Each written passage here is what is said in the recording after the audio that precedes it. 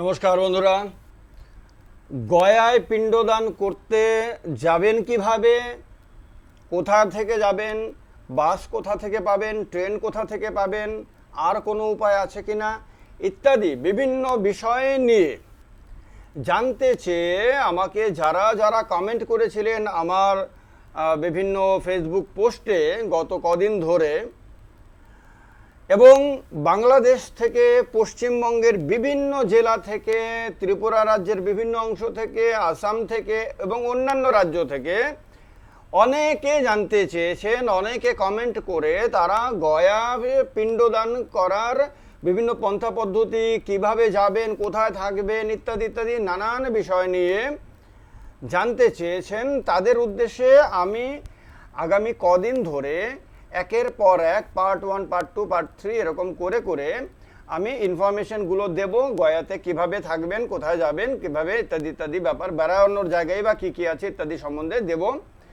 কারণ এটা আপনাদের অত্যন্ত প্রিয় জিনিস, অত্যন্ত প্রাণের জিনিস এবং আপনাদের কাছে গুরুত্বপূর্ণ জিনিস। তার কারণে আপনাদের প্রশ্নের ভিত্তিতে, আপনাদের জানতে চাওয়ার ইচ্ছার পরিপ্রেক্ষিতে আমি আজকে পার্ট 1 শুরু করছি। এবং আজকে আমি প্রথম ছোট্ট করে ভিডিও করব, যাতে আপনাদের বেশি সময় খরচ না হয়। কারণ একটা ভিডিও দেখতে যদি অনেক সময় যায় তাহলে আপনাদের অন্যান্য কাজে ব্যাঘাত ঘটে। এই কারণে ছোট্ট করে ভিডিও করার জন্য অনেকে অনুরোধ করেছেন। তাই আমিও ছোট্ট করে ভিডিও করে আপনাদেরকে স্পেসিফিক ইনফরমেশনগুলো দিয়ে দেব। আপনারা উপকৃত হবেন এবং আমার অনুরোধ থাকবে এই ভিডিওগুলো যারাই দেখবেন তারাই মাথায় রাখবেন যে অন্যরাও যাতে ভিডিওগুলো দেখতে পারে, কারণ এটা সবার জন্য প্রয়োজনীয় বিষয়। এই কারণে শেয়ার করাটা একটা পবিত্র কাজ, এখানে মনে রাখবেন। এটা আপনি তাদেরকে পয়সা দান করতে পারছেন না, কিন্তু এই যে নলেজটা দান করছেন এটা শেয়ার করার মধ্য দিয়ে আপনি দান করছেন মনে করেন। এই কারণে এটা অবশ্যই শেয়ার করবেন, কারণ আপনার একটা শেয়ারে হয়তো অনেকের উপকার হবে। অনেকে যারা এই তথ্যগুলো জানতে চাইছেন তারা জানতে পারছেন না, তারা হয়তো জানতে পারবেন। এই কারণে এই অনুরোধটা আমি শুরুতেই করছি আপনাদের কাছে। আপনারা অবশ্যই আমার এই ভিডিওগুলো অন্ততপক্ষে আগামী কদিন ধরে যে ইনফরমেশনগুলো দেবো সেগুলো আপনারা শেয়ার করে সবাইকে জানানোর চেষ্টা করবেন। তো বন্ধুরা, প্রথমেই বলি, যারা বাংলাদেশ থেকে যারা গয়াতে যেতে চান তাদের উদ্দেশ্যে বলি। প্রথম, বাংলাদেশ থেকে হতে পারে, আসাম থেকে হতে পারে, ত্রিপুরা থেকে হতে পারে এবং কলকাতা থেকে হতে পারে। প্রথম হলো আপনাকে কলকাতায় যেতে হবে। কলকাতায় আপনি বাংলাদেশ, যেমন ঢাকা থেকে আপনি বাসে যেতে পারেন, তারপরে আপনি বেনাপোল বর্ডার ক্রস করে তারপরে ওখানকার গাড়ি করে আপনি যেতে পারেন কলকাতাতে। ত্রিপুরা থেকে, আসাম থেকে হলে ফ্লাইটে করে বা ট্রেনে করে কলকাতায় যেতে হবে, অথবা আসাম থেকে, ত্রিপুরা থেকে ট্রেনে করে একেবারে পাটলিপুত্র স্টেশনে, মানে গয়া পর্যন্ত তো ট্রেন যায় না এখান থেকে, আমি যতটুকু জানি। পাটলিপুত্র স্টেশনে গিয়ে নেমে সেখান থেকে আরেকটা ট্রেনে করে আপনি গয়া স্টেশনে যেতে পারেন। আর বাংলাদেশ থেকে গেলে কলকাতা তো যেতেই হবে। ত্রিপুরা থেকে গেলে অধিকাংশ মানুষই ফ্লাইটে করে আগে কলকাতা চলে যান। কলকাতায় গেলে পরে কলকাতা থেকে ট্রেনেরও ব্যবস্থা আছে, একদম ডিরেক্টলি গয়া পর্যন্ত, গয়া স্টেশনে গিয়ে থামবে। আবার বাসেরও ব্যবস্থা আছে। আপনি বাসের, ট্রেনের মধ্যে, আবার গয়াতে ফ্লাইটও যায়, বিমানবন্দরও আছে, কিন্তু বিমানবন্দরে সবাই যেতে চাইবে না, পয়সারও ব্যাপার আছে। এই কারণে আমি বাস এবং ট্রেনের কথা বলছি।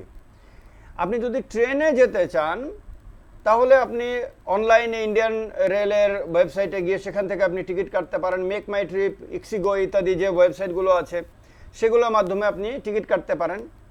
টিকিট কেটে আপনি কনফার্মেশন পেয়ে, রিজার্ভেশন পেয়ে আপনি কলকাতা থেকে ট্রেনে যেতে পারেন। আবার বাসেও যদি যান আপনি, তাহলে আপনি সেটাও অনলাইনেও কাটতে পারেন। আবার বাবুঘাটের যে আপনার বাস স্টেশন আছে সেখানে সরাসরি গিয়েও, যেমন আমি গেছিলাম, আমি তখন অনলাইনে আমি বাসের টিকিট কেটে নিয়েছিলাম। এয়ার কন্ডিশন বাস ছিল, স্লিপার ছিল, দোতলা বাস। আমি দোতলার সিটটা বুক করে নিয়েছিলাম অনলাইনে। বুক করে আমি বাবুঘাটে চলে গেছিলাম। বাবুঘাটে সুন্দর দৃশ্য আছে সেখানে, নদীর পাড়ে। সেখানে বাবুঘাটে গিয়েছিলাম। আমার বাস ছেড়েছিল ঠিক 7টার সময়ে। ভালো বাস ছিল, দারুণ বাস পরিষ্কার পরিচ্ছন্ন ছিল, সুন্দর শোবার ব্যবস্থা ছিল। আমি শুয়ে আরামে বাইরের দৃশ্য দেখতে দেখতে আমি গেছি, কখনো কখনো একটু একটু ঘুমিয়েছি, বেশি ঘুমোইনি এই কারণে যে সঙ্গে জিনিসপত্র থাকলে পরে স্বাভাবিকভাবেই টেনশন থাকে। পাশের যাত্রীটা আমার অচেনা, সে কতটুকু ভালো আমি তো জানি না, বা অন্য যাত্রীদের মধ্যে কেউ কোনো উল্টোপাল্টা লোক কোনো লুকিয়ে আছে কিনা আমি তো জানি না। এই কারণে জিনিসপত্র রক্ষা করার জন্য বেশি ঘুমানো যায় না। একা গেলে, দুজন গেলে হয়তো একজন ঘুমোলো একজন সজাগ থাকলো। এই কারণে এই জিনিসটা মাথায় রাখবেন। তো আমি 865 টাকা সম্ভবত আমার ছিল, ফেয়ার ছিল, হয়তো 900 টাকার ভেতরে আরামসে। এবার এসি স্লিপার হওয়াতে আমার রেটটা বেশি ছিল, না হলে 500-600 টাকার মধ্যে আমি যেতে পারতাম। তো এই গেল একটা দিক। বাসে আপনি গেলে পরে আমাকে যেমন শিকারিয়া মোড় নামে একটা জায়গাতে নামিয়ে দিয়েছিল, কারণ বাসটা পাটনা যাবে বলে। আপনারা এটা আগে ঠিক করে নেবেন এই বাসটা গয়া স্টেশনে গিয়ে থামবে কিনা, গয়া বাস স্টেশনে গিয়ে থামবে কিনা। যদি গয়া বাস স্টেশনে থামে তাহলে সেখান থেকে ওয়াকিং ডিস্টেন্স হলো ভারত সেবাশ্রম সংঘ, এটা আপনাদের কৌতূহল সববারই। আর শিকারিয়া মোড় হলে সেখান থেকে আপনাকে একটা স্থানীয় টোটো বলেন বা যেভাবে বলেন, ওই যে ইলেকট্রিক যে রিক্সাগুলো আছে, এই রিক্সাগুলো, সেগুলো করে আপনি যেতে পারবেন। আপনাকে সাধারণত ভোরবেলায় নামিয়ে দেবে, 5টা নাগাদই আপনাকে নামিয়ে দেবে সেখানে রাস্তার পাশে। আপনার বিন্দুমাত্র ভয় পাওয়ার কিছু নাই। একাও যদি হন তাহলে ভয় পাওয়ার কিছু নাই। আপনার কাছে এসে হয়তো অনেক টাকা চেয়ে বসবে যে ই রিক্সা যে চালক, আপনি একদম দৃঢ়তার সঙ্গে, কনফিডেন্সের সঙ্গে আপনি তাকে বলবেন যে একদম অরিজিনাল ভারত সেবা আশ্রম সঙ্গে নিয়ে যাও স্বরাজ্যপুরীতে। আর যদি যেতে চান আর কি সেখানে, অথবা যেখানে যেতে চান, কোনো হোটেলে যেতে চাইলে সেখানকার অ্যাকচুয়াল অ্যাড্রেসটা বলবেন। আর তার উপর একটা কন্ট্রোল রাখবেন, কনফিডেন্টলি তাকে বলবেন যে আমাকে একদম সেখানে নিয়ে যাও। আর সাধারণভাবে গয়াতে সেই জায়গাগুলোতে মানে ভারত সেবাশ্রম সঙ্গে গেলে, যেমন আমি 50 টাকা দিয়েছি শিকারিয়া মোড় থেকে, ভোরবেলা বলে হয়তো বেশি নিয়েছে, অন্য সময় হলে হয়তো 20 টাকা নিত, কিন্তু এখানে 30 টাকা গেছে, তার জন্য কোনো প্রবলেম নেই। কিন্তু এটা 200 টাকা হলে আবার মুশকিল হয়ে যায়। 200-300 টাকা তারা চেয়ে বসবে আপনার কাছে, আপনাকে বোঝানোর চেষ্টা করবে অনেক দূর। আর হলো অরিজিনাল ভারত সেবাশ্রম সংঘ যেখানে আপনি যদি যেতে চান, এটা মাথায় রাখবেন। আর যদি গয়া রেল স্টেশনে যান, গয়া রেল স্টেশন থেকে বেরোলে একটা বড় অফিস আছে ভারত সেবাশ্রম সংঘের, বড় সাইনবোর্ড আছে, সেখানে আপনার আর কোনো টেনশনই নেই। আপনি পায়ে হেঁটে বেরোনোর সময় বাদিকে আপনি দেখে নেবেন, মানে একদম বেরোলেই আপনার চোখে পড়বে ভারত সেবাশ্রম সংঘ। সেখানে গেলে পরে তাদের অফিসের মধ্যে তাদের লোকজন বসে থাকে, সেখানে গিয়ে বলবেন যে আপনি তাদের কাছে তাদের মূল অফিসে যেতে চান, তাহলে তারা সেখান থেকে আপনাকে লোক দিয়ে তাদের মতন করে ইনস্ট্রাকশন দিয়ে আপনাকে সেখানে পাঠিয়ে দেবেন। এই হলো যদি বাসে যান এবং ট্রেনে যান, এবং এক্ষেত্রে কোনো প্রবলেম হওয়ার কথা না, কারণ ট্রেনে তো জানেনই। বাসে আপনার টেনশন থাকতে পারে বাস কোথায় নামাবে না কোথায় নামাবে। আপনি বাসের কন্ডাক্টরকে বলে দেবেন, যদি বাস পাটনা যাওয়ার হয় বা গয়াতে যদি বাস স্টেশন পর্যন্ত না যাবে না বলে আর কি, তাহলে বলে দেবেন আমি ভারত সেবাশ্রম সঙ্গে যাব, সুতরাং আমাকে সে অনুযায়ী তুমি নামিয়ে দাও। তাহলে সে নিয়ারেস্ট কোনো জায়গাতে আপনাকে নামিয়ে দেবে। এটা হলো মানে এই দিকটা মাথায় রাখবেন। যদি বাংলাদেশ থেকেও যান, আপনি ত্রিপুরা থেকে যান, আসাম থেকে যান, অথবা কলকাতা থেকে যান আপনাদের জন্য। আর যদি আপনি ট্রেনে যান সেদিক থেকে, তাহলে পাটলিপুত্র থেকে আরেকটা ট্রেনে করে আপনি গয়াতে চলে যাবেন। এগুলো আগে থেকেই আপনি বুকটুক করে যাবেন, যাতে পরবর্তী সময়ে বুকিং টুকিং নিয়ে কোনো প্রবলেম না হয়, টিকিট পাওয়ার ক্ষেত্রে কোনো প্রবলেম না হয়। এইটা গেল একটা কিভাবে যাবেন। যাওয়ার মানে পরে আপনি থাকবেন কোথায়। যেমন আমি ভারত সেবাশ্রম সংঘে থেকেছি। আমি এর আগেও গয়াতে গেছিলাম, কয়েক বছর আগে বেড়াতে গেছিলাম তখন। এইবার আমি পিণ্ডদান করতে গেছি, সুতরাং দুইবার যাওয়ার উদ্দেশ্য ভিন্ন ভিন্ন ছিল, কিন্তু দুইবারই আমি ভারত সেবাশ্রম সংঘে থেকেছি। কেন থেকেছি? কারণ ভারত সেবাশ্রম সংঘ হিন্দুদের একটা আশ্রয়স্থল এবং অত্যন্ত বিশ্বস্ত আশ্রয়স্থল, এ ব্যাপারে কোনো সন্দেহ নেই।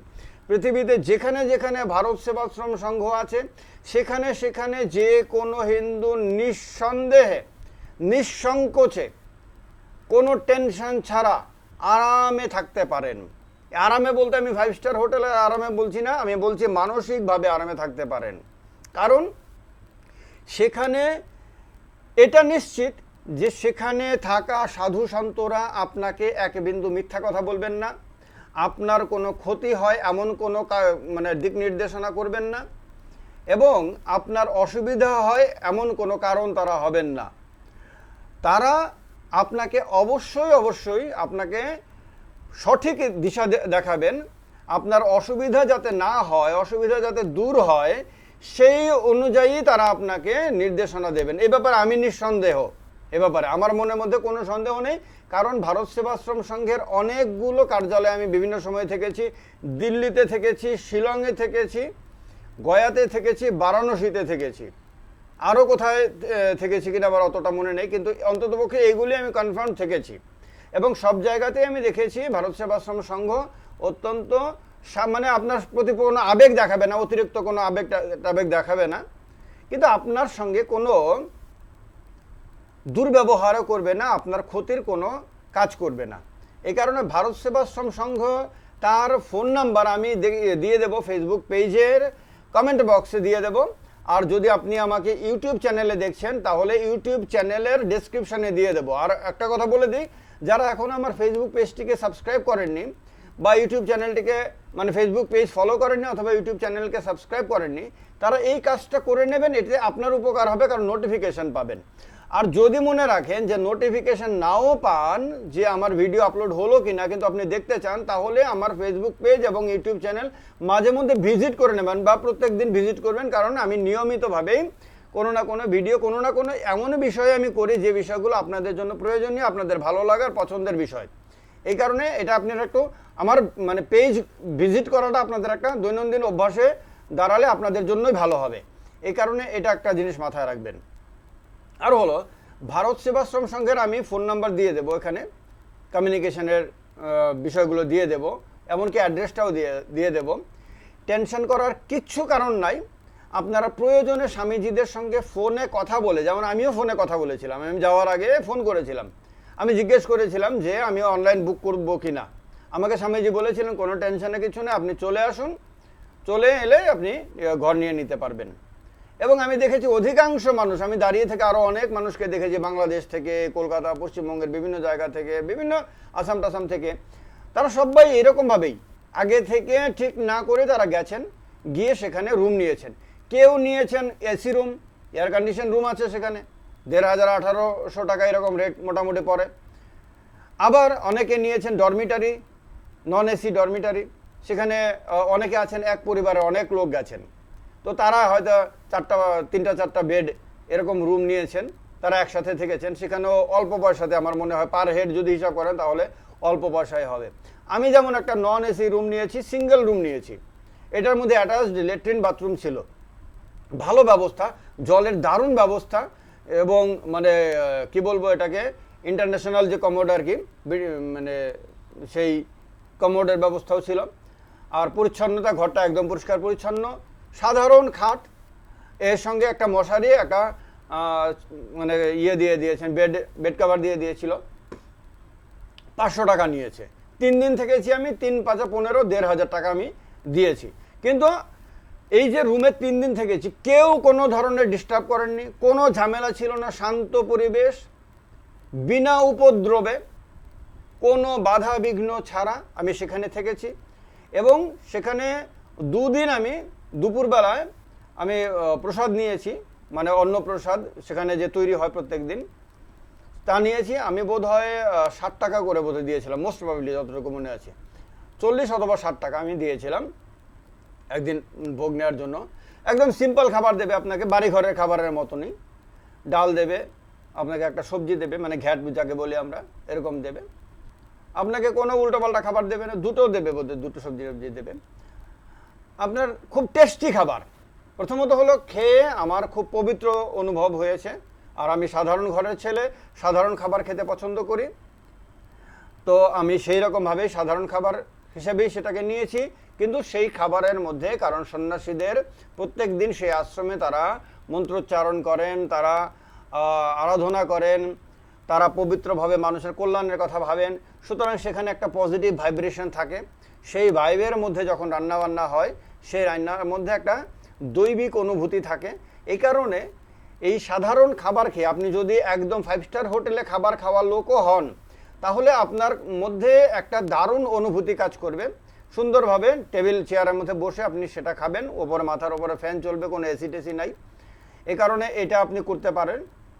আপনাকে আগে থেকে কুপন নিয়ে নিতে হবে, সকালবেলায় দুপুরের কুপন নিয়ে নেবেন, আর বিকেলের আগে আপনি রাত্রিবেলার কুপন নিয়ে নেবেন। আমি রাত্রিবেলা সাধারণত খাবার খাইনি সেখানে, কিন্তু দিনের বেলা খেয়েছি, 2 দিন খেয়েছি, অন্যদিন আমি বাইরে অন্য কোথাও খেয়েছি। এটা মাথায় রাখবেন। আর রুমের কথা বলে দিলাম। এর পরের ভিডিওতে আমি আপনাদেরকে বলবো যে আপনারা কিভাবে তর্পণে মানে কি বলে পিণ্ডদান করার যে নিয়মাবলী, এক্ষেত্রে কি কি নির্দেশাবলী আছে, ভারত সেবাশ্রম সংঘের সাহায্য নেবেন না অন্য কারোর সাহায্য নেবেন, না অন্য কোনো প্রতিষ্ঠানের সাহায্য নেবেন, বা পান্ডাদের উৎপাত থেকে কিভাবে বাঁচবেন, সেগুলো সম্বন্ধে এর পরের ভিডিওতে। এই ভিডিও 15 মিনিটের ওপরে হয়ে গেছে, এই কারণে আর এটা বাড়াচ্ছি না। এই ইনফরমেশনগুলো আশা করি আপনাদের উপকারে আসবে। আপনারা কমেন্ট বক্সে অবশ্যই লিখবেন, লিখে জানাবেন যদি কোনো ইনফরমেশন আপনাদের প্রয়োজন আছে কিন্তু আমি মিস করে গেছি, সেটা আপনারা লিখবেন। আমি পরের ভিডিওতে বা কোনো না কোনো অন্য ভিডিওতে সেগুলো আমি আপনাদেরকে জানিয়ে দেব। কোনো চিন্তার কিচ্ছু নেই। আমি যতটুকু সম্ভব প্রয়োজনে আপনাদের জন্য আরও আমি খোঁজ খবর করে এগুলো জানাবো, কারণ এটা প্রত্যেকটা হিন্দু পরিবারের জন্য অত্যন্ত গুরুত্বপূর্ণ বিষয়। আমি জানি এটা অত্যন্ত প্রয়োজনীয় বিষয়, এবং এই ক্ষেত্রে এই ইনফরমেশনগুলো আপনাদেরকে দেয়া আমার কর্তব্যের মধ্যে পড়ে। এই কারণে এই ভিডিওটিকে আপনারা লাইক করবেন, শেয়ার করবেন, আর অবশ্যই কমেন্ট করে জানাবেন আপনাদের আর কোনো কিছু প্রয়োজন আছে কিনা। আগামী কালকের ভিডিওতে এর পরের অংশ পিণ্ডদান করার ক্ষেত্রে আপনাদের কি কি করা, কি কি করা না, আমার কি অভিজ্ঞতা ইত্যাদি। ভালো থাকবেন সবাই, অনেক অনেক নমস্কার। আর আরও একবার বাংলাদেশ থেকে যারা আমার সঙ্গে যুক্ত হয়েছেন তাদেরকে অনেক অনেক নমস্কার। তাদেরকে আমি বলবো যে আপনাদের আরেকটা দেশ থেকে আপনারা আসছেন, আন্তর্জাতিক আপনারা অতিথি আমাদের দেশের।